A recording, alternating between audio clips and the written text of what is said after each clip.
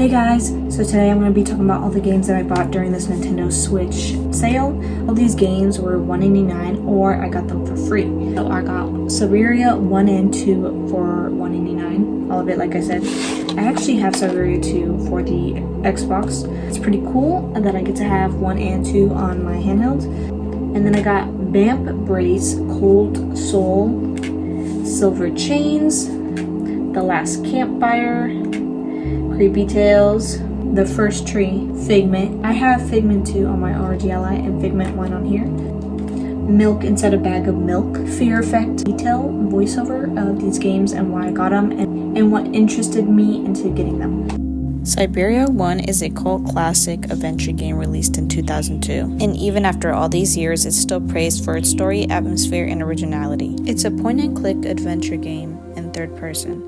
The gameplay involves puzzle solving, exploration, and dialogue. What you can expect from this game is slow exploration and storytelling. You play as Kate Walker, an American lawyer sent to a remote village in France to finalize a sale on an old factory. And in the second game, you are continuing Kate's journey. Vamp Brace is a gothic fantasy RPG that combines turn-based combat and permadeath mechanics. What got me into this game was definitely the illustration. It kinda is similar to manhwa. You play as a mysterious young woman who inherits a magical vamp brace and armored sleeve from her deceased father.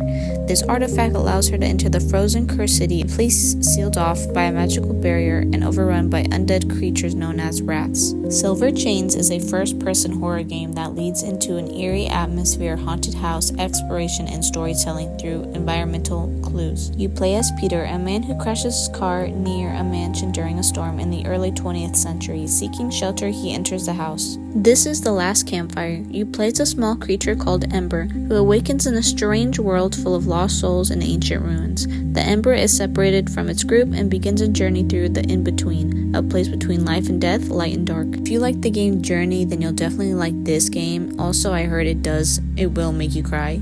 Story leans into mental health, grief, and healing.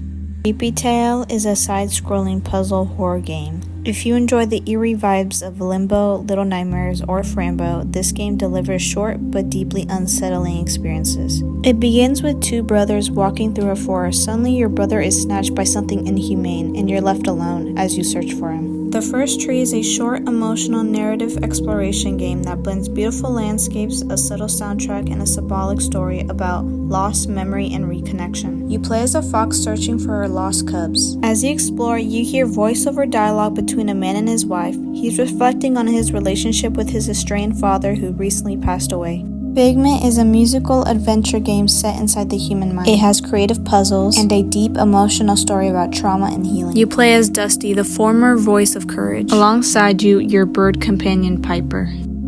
Milk Inside a Bag of Milk is a short horror psychological visual novel. It plays more like an interactive poem or inner dialogue than a traditional game. You are an internal voice guiding a girl with severe trauma and paranoia. Her simple goal? Buy a bag of milk.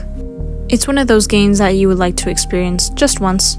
Our last game being Fear Effect. It's a tactical action game that revives the cult classic Fear Effect series. It has this strange mixture of cyberpunk noir, Inuit mythology, and survival horror. Yeah, so a lot of games I've been playing are psychological horror or themes around mental health, and also tactical turn-based games. I rarely play any turn-based games, so since a lot of these are on sale, I've been playing them a lot, and it's not that bad. It's not really my style, but it's always good to try something new. And I think people should give turn-based games a try because the storyline always ends up being pretty good. But yeah, let me know any games that you bought during this Nintendo sale, and I'll catch you guys on the next video. Thanks, guys.